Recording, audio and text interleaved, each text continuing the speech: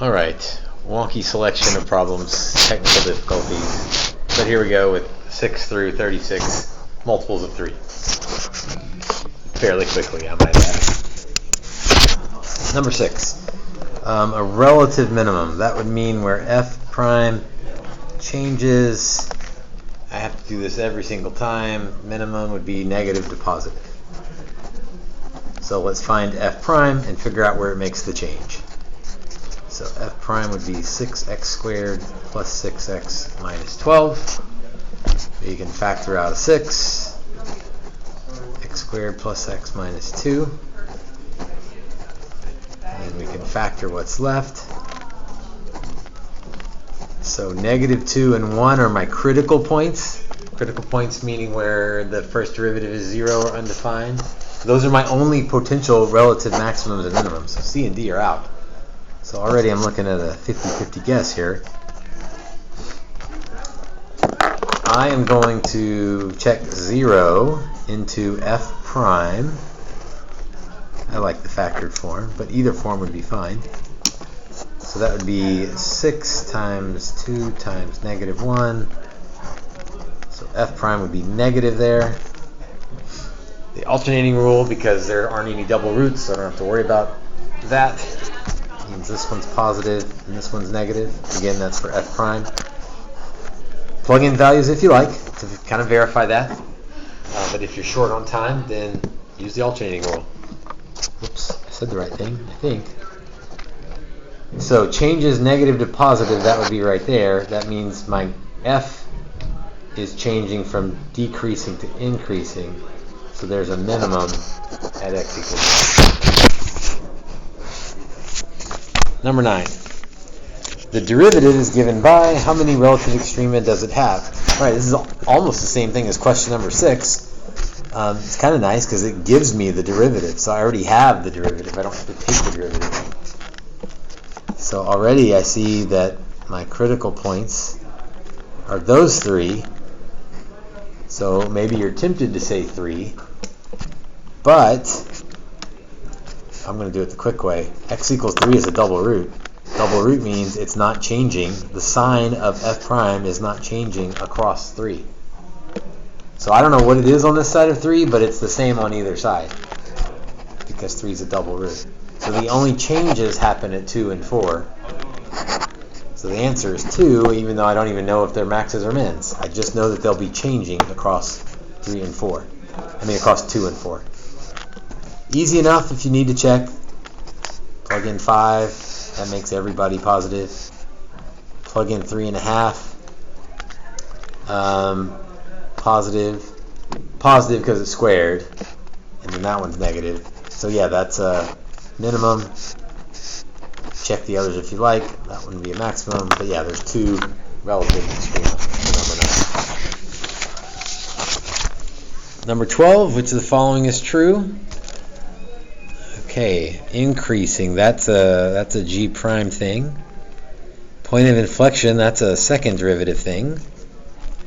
Horizontal asymptote, that's x goes to infinity limit thing. Concave down, that's another second derivative thing. I guess let's start with the easy one first. As x goes to infinity, this part of it would go to 0, but this part would go to infinity. So no, there is no horizontal asymptote. So let's do a first and second derivative and see what we learn. I think before I do that, though, it might be wise to rewrite this as a power so that I can use the power rule. Otherwise, someone's going to mess up the derivative of 1 over x. So 2 plus negative 1 over x squared. So, what do we want to do? Increasing on that interval. It would only have one potential critical point, and that would be x equals 0, I think. You know what? No, that's not quite true. Let's set it equal to 0 and find out. So 1 over x squared equals 2. So x squared equals 1/2. So x equals plus or minus the square root of 1/2. So that's potentially true there. We better be careful about this. So negative square root of 1/2, positive square root of 1/2. If I plug in 0 into the... Oh, I can't plug in 0. Interesting. There's an asymptote at 0. Something's going on at 0. So I can't say it's increasing on that interval because it doesn't even exist on that entire interval. X equals 0, something's going on. So it's not A. The other two are second derivative options. So again, I'm going to rewrite it as a power so that when I take a derivative, it's a little easier. 2x to the negative 3. That would be 2 over x cubed. That's not going to have a point of inflection at root 1/2. The only possible things going on there are 0. If x is less than 0, then g double prime is negative and it's concave down. So a whole bunch of stuff going on in number 12. Number 15. Oh yes, I hope you pay attention to 15. Triple red star. Approximate derivative of e at 5. So that's like dE dt. But it says approximate.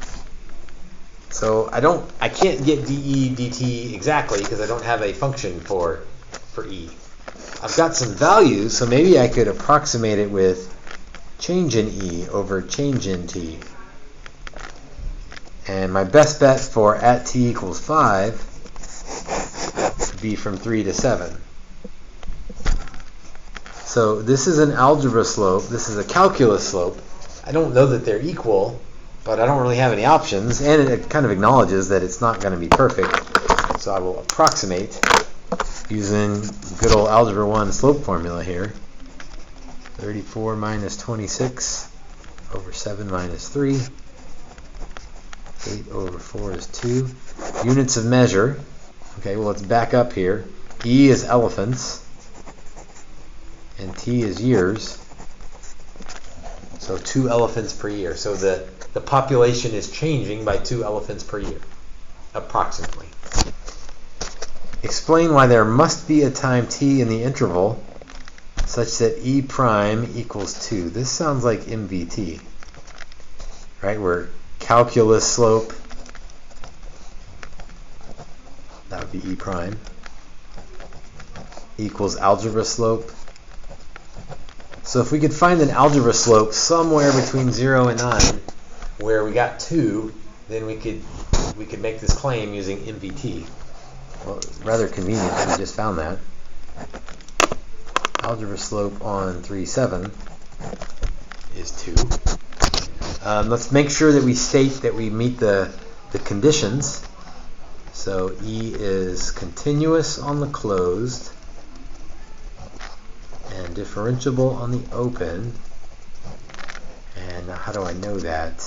Oh, because it's a differentiable function. So that's, I can make that claim because E is given to be differentiable, and if it's differentiable, therefore it's continuous, and therefore MVT applies. And so yes, there's somewhere, and it's actually between 3 and 7, that the derivative equals 2. Approximately 2 from 3 to 7, but that means somewhere between 3 and 7 it's equal to 2. Number 18, using the picture. Which of the following is false? Relative max at x equals 4. Well, g prime is changing from positive to negative, so g is changing from increasing to decreasing, so that's true. At 7, g prime is changing from negative to positive, so that's